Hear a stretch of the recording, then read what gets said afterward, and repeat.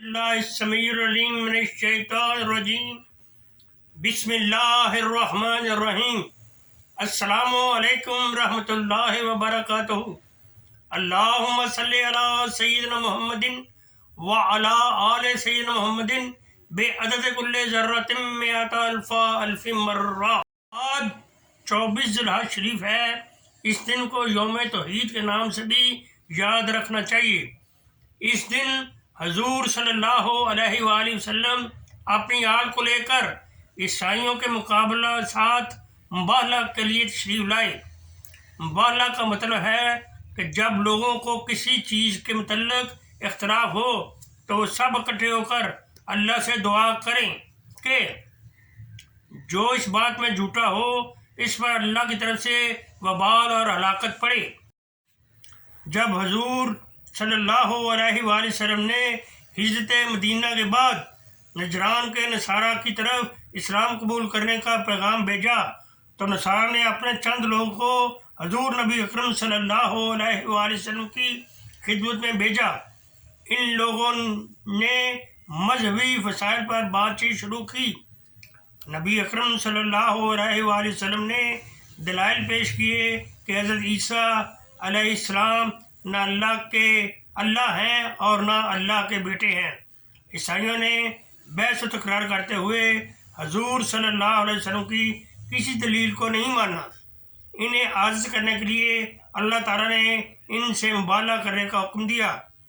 آیت مباہلہ کا ترجمہ یہ ہے، اور پھر جو لوگ وحی آ جانے کے بعد بھی آپ سے حضرت عیسیٰ علیہ السلام کے متعلق جھگڑا کریں تو آپ کہیں کہ آؤ ہم بلا لیں اپنے بیٹوں کو اور تمہارے بیٹوں کو، اپنی عورتوں کو اور تمہاری عورتوں کو، اور اپنے آپ کو اور تمہیں، پھر ہم مباہلہ کریں اور جھوٹوں پر اللہ کی لعنت بھیجیں۔